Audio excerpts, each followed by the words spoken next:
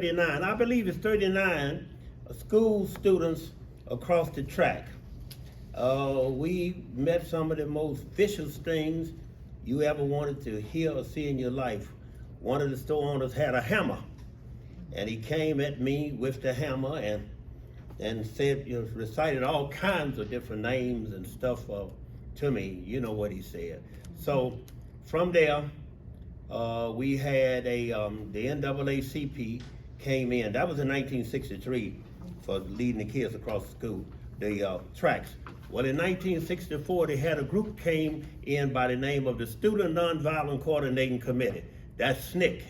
That was a group who was instrumental in having sit-ins in the FW Woolworth stores, lunch counters, everywhere. They started in North Carolina at Greensboro, North Carolina, and it spread it across the country. So when SNCC came in 1964, they came in during the summertime. I was still 13. I wouldn't be 14 until August, and they came in like the early part of the summer, sometime late May to first part of June.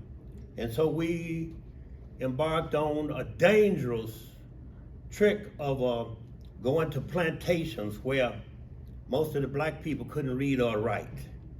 And there was a black woman there by the name of Fannie Lou Hamer. She was with the Mississippi Freedom Democratic Party. And when you think of Democratic Party, it has nothing to do with the Democratic Party today. These were Southern Dixiecrats. They were racist. But what happened with the Southern Democratic Party, they stayed in office for so long until they had all of the seniority in Washington. So they ran the Judiciary Committee, Department of Agriculture, you name it. From they didn't have the Department of Education at the time. They had a group, an organization called OEO. That was Office of Economic Opportunities. And it basically what it would do, it would fund various organizations and give school lunches to northern schools. But in the South, if you didn't have any money, you didn't drink milk or you didn't eat. Okay, it was that simple. And at that time, the milk cost about $3 a carton. I'm sorry, 3 cents a carton. And believe it or not, some of us, including me, couldn't afford it. At that time, there was a hot dog was a dime, and they had cookies, 2 for a penny. And they had the big cookie with a cowboy on it called a jack cookie. You could get that for 1 penny because it was so large. And a Babe Ruth the small one was a nickel, and the large one was a dime. So if you had 50 cents in your pocket during that time, you were doing pretty doggone good. So we brought in students from across the U.S. They were children from every walk of life. They came from rich backgrounds. They came from educational backgrounds. They from everywhere, from New York to Portland or Oregon. The main effort that we put forth was to go on the plantations and say to the plantation dwellers, which were mostly black, some few Indians, American Indians, depending on what area of Mississippi you lived in. If you lived in the highlands, what they call the hills, that's where the Indians, they were the Chickasaw, Choctaw, and the Cherokee. Down low, it was the Mississippi Delta. That's flat land where we used to be the bottom of the Mississippi River. Well, after the river receded over so many years, that bed down there became very fertile for cotton.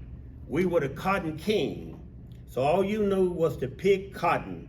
And we had what they called, it was a split section. When the white children were going to school, we were picking cotton, and they reversed it because it was a school separate system. And so we did all of the farm work. So we would go out on the plantations and we would tell people there's a better way to live, but the only way that we were going to be able to change lives is we had to change them through the political arena, and that means that they would have to become registered voters. Well, before they passed the Civil Rights Bill, you had no rights. You were regarded as sharecroppers, okay? And in sharecroppers, not only were you responsible for picking their cotton, but they own you. This post-slavery, not back in the 1800s. This happened up until about 19. I would actually say in the rural South, America changed when Martin Luther King was assassinated, probably the same day. You know, we had so many riots and different stuff going on across the country. People made it known that you killed our leader, and we don't appreciate it, and so we know the rest of it. Some of our areas in the north, they look the same as they did back in 1968. There has not been any reconstruction. There hasn't been any economic development.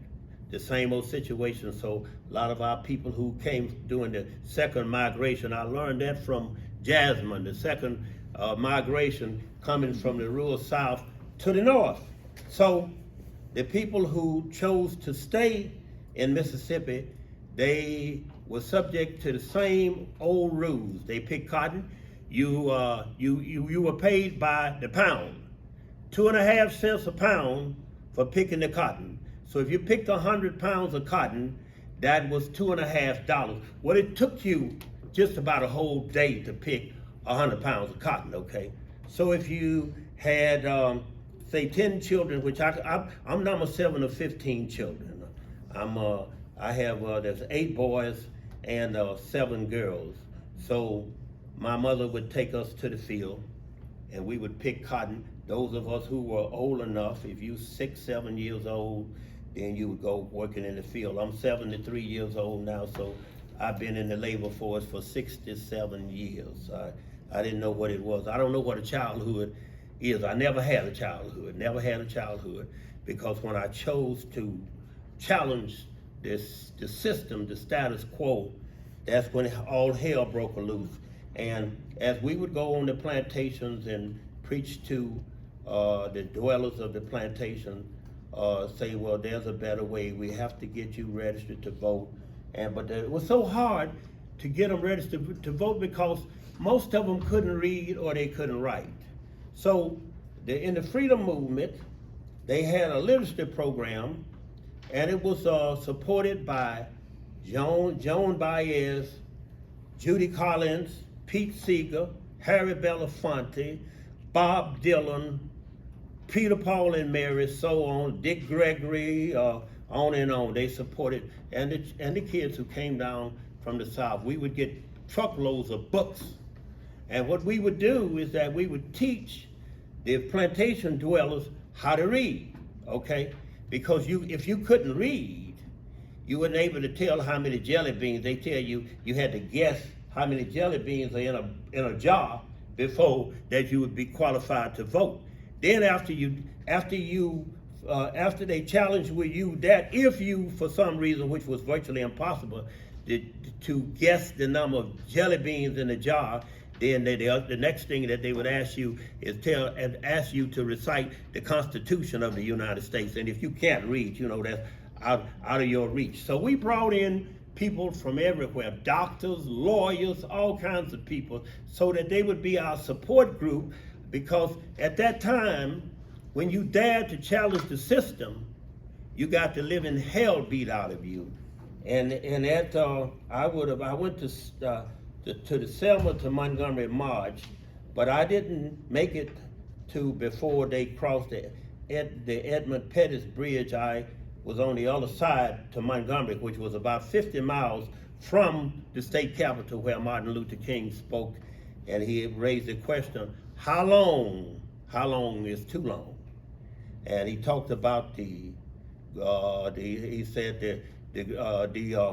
the drug of gradualism. It's like a snail's pace. You drag and drag. They had things going very slowly. They would change a little law here, there, whatever. You have it. And we had water coolers, water fountains. Well, and it's so true, because I was a victim of it. When you went into gas stations, restaurants, there was a water fountain say colored, and there were one say white. Well, they had a cup. If it was 1,000 black people that day wanted water, you drank out of that same cup. So with the white people, they had cups. They had individual cups or whatever. They had it. So when the sheriff and they had the police, that because the town was so small, I worked just about all over Mississippi and Alabama and Louisiana. And so when you dare to go out on the plantations or even sometime in the little small villages and talk to the people, the sheriff would greet you. And when he greeted you with his gun in his hand, and he had in the back of his pickup truck, there were racks with shotguns, rifle, and what have you. This was to intimidate us. So I was passing out some leaflets in Jackson, Mississippi. That was in '65. I made my way all the way from Marks, Mississippi to Jackson, which is 160 miles. Actually, I hitchhiked to Jackson. My mother didn't know where I was. So I went there and I worked that summer, and that was in '65. We caught a bus, and I don't know how it happened, but when I made it to Jackson, Fannie Lou Hamer and all of them, they were leaving to go to Washington, D.C. so that they could dramatize to the nation the plight of the black people in the rural South. Well, the Civil Rights Bill had passed, but the Voting Rights Bill didn't come until '65. So it was very, very hot. So I'm passing out. When I say hot, I mean with temperament, with attitude. So I'm passing out the flyers in Jackson, Mississippi, and one of the white detectives came up and said, "Hey boy, what do you have here?" So I said, "I'm passing out flyers." Well, at that time, you couldn't pass out flyers unless you had a permit. And that was just talk because they wouldn't give you a permit. So they took me to jail in Jackson, and they paraded me. They made me sit on the floor, the concrete floor. Well, as all of the policemen passed by, they would either call me vicious names or they would hit me. Mind you now, I wasn't quite 15. I would have been 15 in August. So one guy stood about 6'6". He was a motorcycle cop. He weighed about 300 pounds plus. He walked up and he kicked me so hard, my kidneys bled for years. On the cervical, the pelvis, and the vertebrae, it was just about, there were cracks in it everywhere. So they treated me the much as they could. Well, when you're young, you think you're invincible, and then you go on and you go on and go by your business.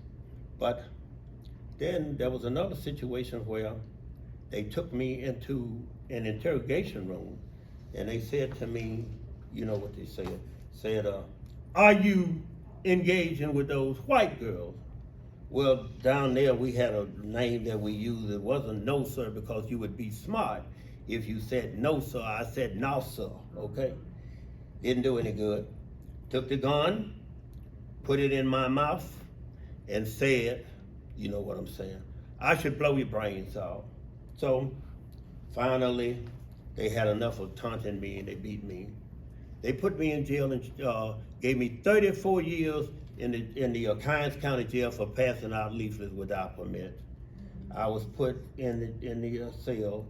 It was called a drunk tank. This is where all of the vagrants and people, they pick off of the streets, and they take them there, and it was just hostile because the environment there and the facilities that you had, it was just terrible. I don't even want to explain them. So I did most of the 34 days, but then the NAACP Legal Defense Fund, they filed a suit against Mississippi, which was unlawful to arrest and convict a child. I was a minor, so the federal courts in Mississippi ruled that they had to release all of us because there were just so many of us. It wasn't just it was no I situation. It was us, it was we, and it was a lot of us. So I was expelled from school in Mississippi, I had to go to Washington, D.C. to attend school. My brother, he went to Buffalo, New York, and he went into an environment and he didn't know what he was doing, a boy from a small town, and he got together with the guys there and got on drugs at 20 years old, and he died of an overdose. So I continued to work, and I worked with various groups. I worked with a group in Washington, D.C. called the National Welfare Rights Organization. That was NWRO. Well, NWRO was a group where if mothers on welfare, they would teach them different skills and get them prepared so that they can go in the workforce. And I worked in D.C. probably for 4 or 5 years doing that. And then I followed a girl here to Chicago, and you know how that is. I didn't go back. Okay, I didn't go back. But the moral of the story is that for every athlete, whether he's a Michael Jordan, a movie star, or just a successful businessman, regardless of where he lives in this country, if he's black or of colors, if it had not been for people like us, it would not be so. Do they give back? Do they help our community? The answer is no. You have your answers when you live in your big, large cities in America, and you see the conditions that our people live in, everywhere from the Mexican Americans to the blacks to the American Indians and people of color, because we have been left out of everything. But the Civil Rights, the Voting Rights Act was passed. And before that, I want to back up a little bit. So this was a woman. They don't talk much about her, but I do. I was there when it happened. Her name was Viola Liuzzo. She was murdered the night before we were to march to the Alabama State Capitol in Montgomery. She went to pick up some fatigued civil rights marchers because they had blisters on their feet, because you march anywhere from 50 to 200 and some miles. We marched from from Memphis to Jackson, Mississippi, which was 220 miles. It took us a couple of months to get there. Because as we went there, we went through different towns, and as you go, it was like the Temptations say it's like a snowball rolling down a snow-covered hill is growing. Okay, so as we went to various towns, we picked up people, and it was safety in numbers, and people became brave. A lot of them could not go back to their plantation home, and that was also Fannie Lou Hamer, which was severely beaten by the trustees in the jail. What they would do, and happened to me, they had trustees. They were black. So, if you ever seen the movie Shawshank Redemption, it is 100% true. 100% true. Your unscrupulous wardens, the governor, and the officials of the southern states, they would have the prisoners to work on road projects. They would grant them a contract. But rather than the people, the citizens of the state getting the money went to the officials in the prison and went to greedy men who were white men at that time, and they worked us. You could go and rob a Coke machine, and at that time they had the peanut butter cookies they called nabs. They were like a dime, a nickel. You go there, you know what I'm talking about? Yeah. In school in Mississippi. So you know what I'm talking about? People would ask me, I worked in the stores, they asked me for nabs. What's that? Yes, that's right. It was like cheese crackers. Peanut, that's right. It was that. And they were nickel. Yeah, at that time, probably, I'm older than you, probably a little bit more than, but you go to prison. If you decided that you were gonna shake that machine and the nab fall out of that pack of nab, anything, a candy bar.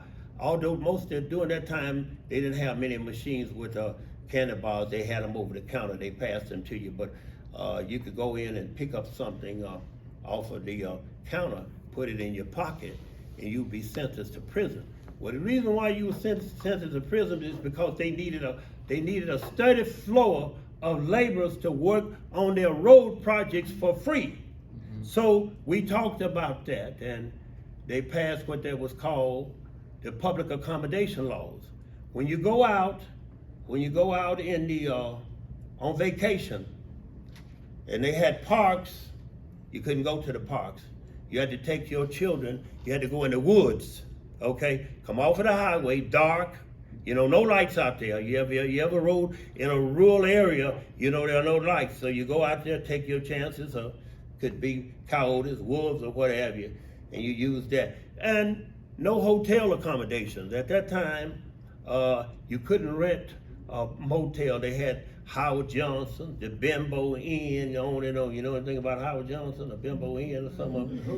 Yeah, that's right. You had them, but we could not shelter in them. They had the Holiday Inn was very popular that time, and on the outside it was called the nation's innkeeper, but it wasn't for us. So when they passed the public accommodation laws, things began to change. Our people began to register to vote. We began to get so many blacks elected. Unfortunately, the ones that we got elected never had anything to do with the civil rights movement. The Bible says that the prophet is not appreciated in his own land. So they were so programmed until they would always look at the image of a person. So if you poor, you were beaten to death. I mean, just physically beaten to death. So many of them missing, never been found, or what have you. And so in that, they made it very clear you did not question them. So as time progressed, things got a little better. But then they had what was called, which is happening now in the southern states from Texas all the way up to Cairo, Illinois, called white flight. They take all of the resources that they have and they move to another town, okay? And when they move to another town, they have this water issue in Mississippi right now, the state capital, Jackson, Mississippi, and so many other hamlets, because at the time when I was a kid, and I know I'm going off a little bit, but I'll grab it, there were these things that they would go in your stomach, and they were called worms. They looked at like a worm that was in the streets because they had no iodine in the water. And the water was what they call that? It was a dysentery. It was a situation where parasite was in the water, where your stomach incubated them. And as the worms grew bigger, then they would eat up all of the food. And the children, their resistance, their immune system and everything was so weak, so many of them died from pneumonia, flu, you name it. So we brought in clinics, we brought in doctors from across the country to come in and to work with our people. But as far as progress is concerned, they are elected, but they have no power because they have no economic power. And most of the places where we worked hard to get them elected, there's no money. There's no money, so it's pretty much primitive as it was years ago.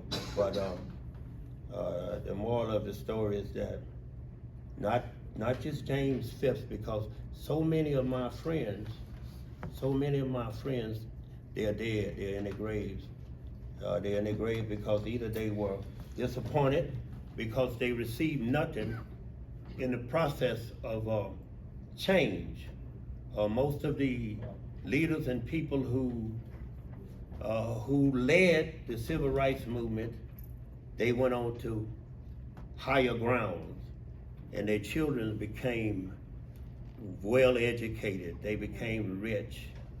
And after Martin Luther King was killed, so if you had a young person who had given up all of their livelihood, like I did, my family did. My father was a truck driver, and he lost his job. At that time, it was 11 of us in one family, so 9 of them had to pack up and come to Chicago and live in the slums right from Old Town called Hills and Wells Street, right before you get to Vision, okay? And they brought in what they called urban renewal, but it was actually urban removal. And if you go over there now, there's nowhere in the world that the people could, if you don't make $150,000, $200,000 a year, you can't afford to rent over there. And so things has changed for us to attempt to make a way, but the struggle go on. We are not finished. We are not finished until we can bring economics in our community. And let me tell you something. I'm old enough to know this here. I was in law enforcement also. I was a deputy sheriff in Cook County, one of the most racist police force in the country. So what we have to realize is this: without education, without generational wealth, and without internships to rub elbows with each other so that we can understand the lives of others, how they make it, what we can do to get further. You can put all of the money that you want on the streets talking about fighting crime. You're not gonna fight crime because number one, you forced people to live in a crime-riddled community, and they see no way out. There's no hope, none whatsoever.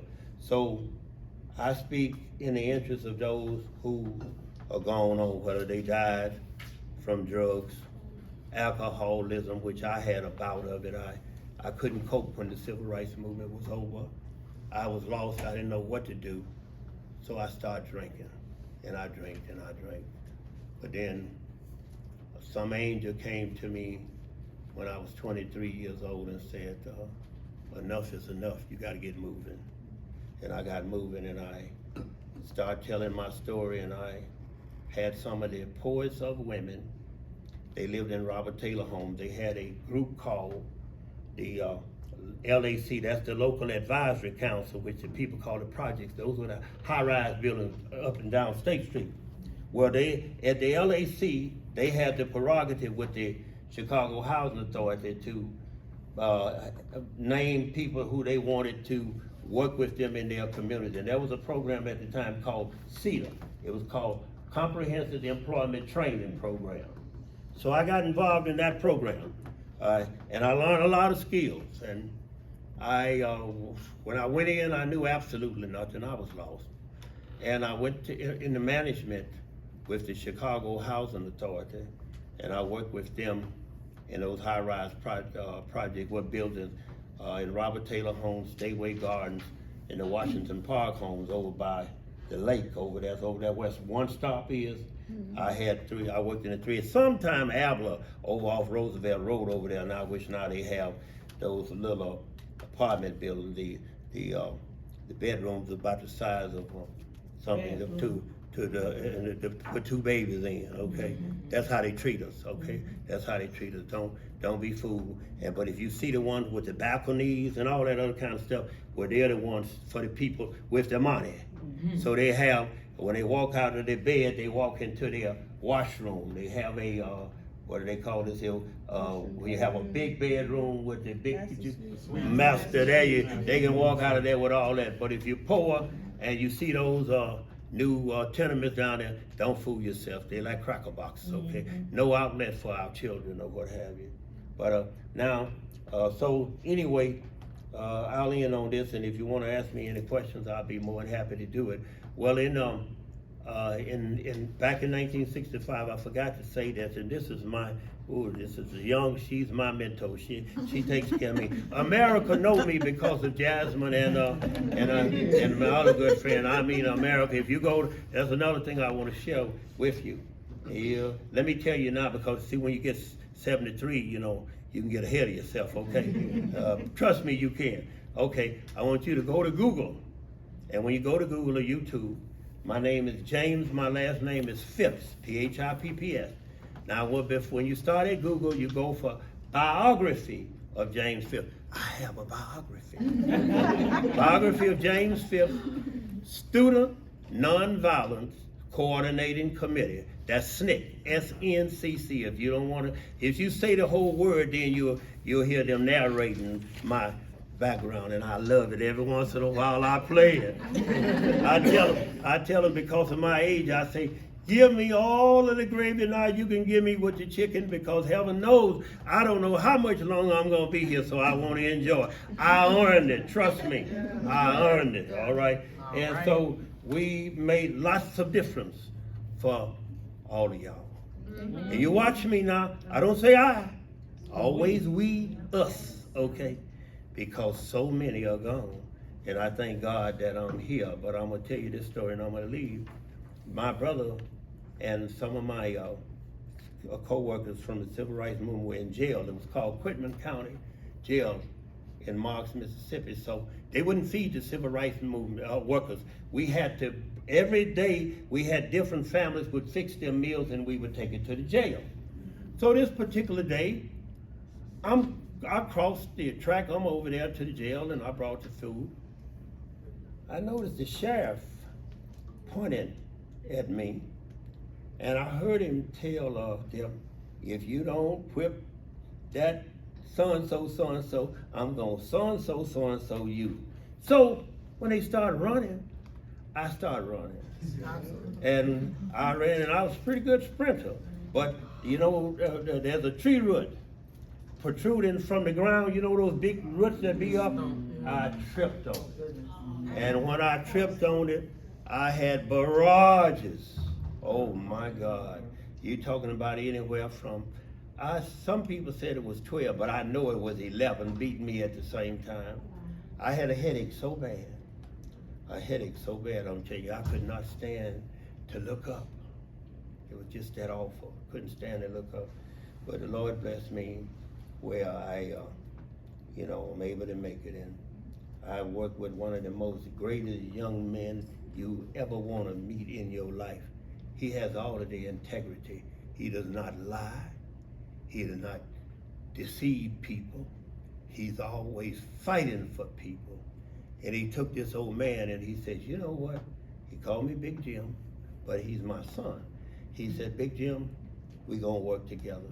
And we work miracles, because if you work in Cook County, those are some vicious people in Cook County, never made a contribution to nothing, but they think everything evolves around them in life. But this young man, his name is Tremaine Reeves. He's my son. So if I haven't taken too long, if you want to ask me questions, whatever you want to ask me, I'll give you the hand. I'm ready to do it. So you say you were with Snick. Yeah, but with Robert Taylor? Yeah, Robert Taylor. I was at 4331 South Federal. You know, State Street has the even numbers and Federal Street has the odd numbers.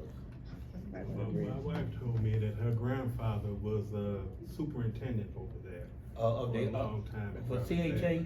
Yeah. I wonder, was that Charlie Clark? No, his name is Jesse Chisholm. Jesse Chisholm. Was he a late comer? What year was he there? Well, his youngest child is 60. Oh yeah, he been there. Oh, so he wasn't actually working for CHA. He lived there. He was what, in the community. He was a custodian. Oh, okay. I don't think I met him, because I knew some of the janitors, but I was in programs. They had the community centers, and I was over maybe most of the community centers throughout the city. You know, they said that I was innovative, I was creative, I know how to go out and make business people give me money. I shook them down, okay?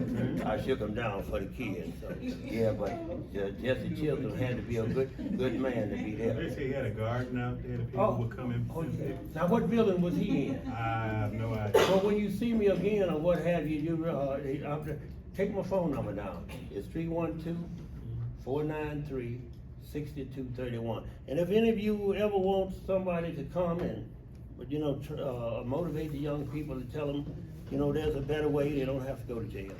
Don't have to go to jail. There's a whole lot of other things they could do. I went to college in Mississippi. What, Mississippi Valley State? No, I ain't got no tree. I went Okay, where you go? to Alcorn State. Oh, down there past Jackson. Yeah, I know, Alcorn was real, that's an A&M college. It used to be. Yeah, now the Alcorn University. It's Alcorn State University. Yeah, that's right. They're still That's big right. in agriculture. Yeah, that's right. But back then, they were telling me that the big prison in Mississippi. Parchment. Parchment. That's right. And that's the only major prison I've ever heard anybody talk about in Yes, Mississippi. Parchment. Like They- this. They have one outside of Pascagoula, between Gulfport and Pascagoula now. But in Mississippi, it used to be Parchment, now they call it Mississippi State Correctional Center. Oh, okay. Yeah, they dressed it up a little bit, but the intent is the same, no different. Oh, yeah, I can't tell you Yeah, no, how many yeah, of my relatives graduated from there. Yeah, well, that was good. Wasn't no such thing as rehab. It was called NAB, N-A-B, grab you and charge you with anything. A small crime would end up being a major crime, and that's happening right today. Okay, so anyway, if any of you, my phone number is 312-493-6231. So if any of you want me to come to your church or little groups or what have you, I'll try to do my best. Any of you got any questions, I'm more than happy to answer. Can you repeat the number again? 312-493-6231. Now, what are y'all, cadets for organizing? When I came in, I tell you what I was looking for. I was looking for a bunch of school kids like graduating from high school and then going into college. I said, Lord, how am I gonna keep their attention? But this is a little more smoother, okay? Yes, it is. A little bit more. I used to work at juvenile for a while, and the boys there, you know, they were in detention, and every once in a while when they come down, we could take them and I was watching over them going to different places, and so one of the little boys, he gonna try me one day. He walked out and he gonna get ready to run. So I told myself, well, let you know something. If you take off running, I can outrun you.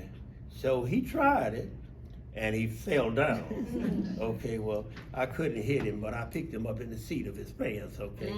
He, oh man, why you doing this or what have you there? But I love kids. I love kids. I love people in our community. I've never in my life made $100,000 in 1 year, never. But I've had a good life. I chose not to be a management pawn because I wanted to be free. So I was told by the Cook County Clerk's office years ago, he says, Big Jim, if you get out of the union representing, we'll pay you what you want. I laughed at him and I looked at him because I knew what was gonna be the next.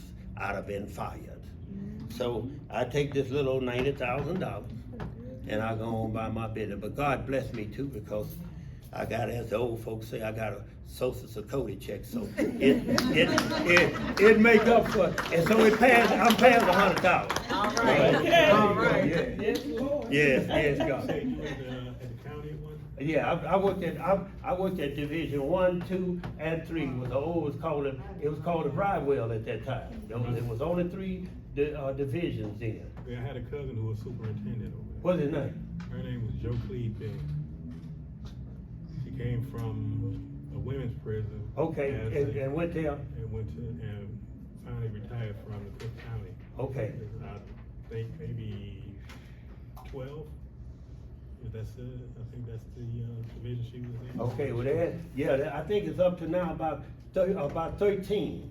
The maximum security and all that. Years ago when I was there, the maximum was 5. Yeah. So, anybody engage me? Sir, everything you've been through and all of the, everything you've seen and you've gone through, as a people of color, and I see you don't seem bitter, and you're amazing, and thank you for everything you've done. But I'm curious, how do you stay inspired? How do you, like, don't throw the towel in and give up? You know, it's still some challenges that we still have. Yeah, well, the reason for that is because we have what we call children. And children are our future, and believe it or not, when I'm long gone, which some of y'all probably would be here for 30 or 40 years, and I'll be gone, but the truth of the matter is that they need someone to guide them and to protect them. The Bible says, Jesus asked the question, are we not our brother's keeper? The true answer is yes. It's yes. And because of that, I'm not bitter. See, when you become bitter, you become blind, you lose focus. Yes. See, and I put too much in this, and I've seen so many of my friends who dedicated their lives, they're not here anymore. And I'd like to say to them, one day we can realize our goal and what we really work for with our children. Not just black children, children period, because if you can take a kid out of Winnetka who's black, and you can put him with a black kid off of Kedzie and Roosevelt, do you know when they become friends? No racism, no Donald Trump, or nobody can separate them. That's because they have what you call pure love, okay? Children have pure love. And if we give them the thought, if we give them the assurance that we care about them, they'll do much better. But as we walk around as old men driving our nice automobiles, living in our beautiful cars and all this other kind of stuff, eating and living lavishly while their sisters and brothers' children are hungry, while they're suffering. And that's what caused it. You know, we have to come together as neighbors and family and share and love each other. I tell you something, I'm a preacher, and I'm gonna tell you something, just no lie, I want you to try it. If you give, you'll get it back. The Bible says, give and it shall be given unto thee. I'll never forget the $5 that I had to my name in the world and a coat. And my wife had bought me a Downs coat, and it was blue, and it was cold, and I was looking good. It was like the muffler man, okay? Right. In that coat. So this man walked up to me. This was at Wacker. In Franklin. I'll never forget it as long as day I live. He said, sir, could you give me a nickel, penny, quarter, anything? He says, I'm hungry. I had $5 to my name. There wasn't no money in no bank. And then I had that coat. I took that coat off. Jesus be my judge. I took that coat off and I gave that coat to that man. And this one's around about 20 years ago. I ain't been poor no more. No more, okay? Because I meant it, and I meant it from my heart. So we have to reach out for each other. And when you see a kid down the streets who going astray or doing bad, don't be afraid of them. Just, say, young man, will you come here for a minute? Let me talk to you. Because I had run astray there for a while, and an old lady said to me, I was cursing and my conduct was terrible, I was drinking. She says, you are too intelligent to act like that. She says, man, do you know that if you play with trash, it'll get in your eyes? You know what? That was a wake-up call. And that was something like about 40-some years ago, okay? And I've been a different man ever since. So let's try to do as much as we can for our fellow man. And always remember, try to learn. Read about us. Read about Fannie Lou Hamer. Read about me. Like I told you, I got a biography, and it is in Google, right, Jasmine? Yes, it is. Thank you, Jasmine. I appreciate y'all, okay? All right.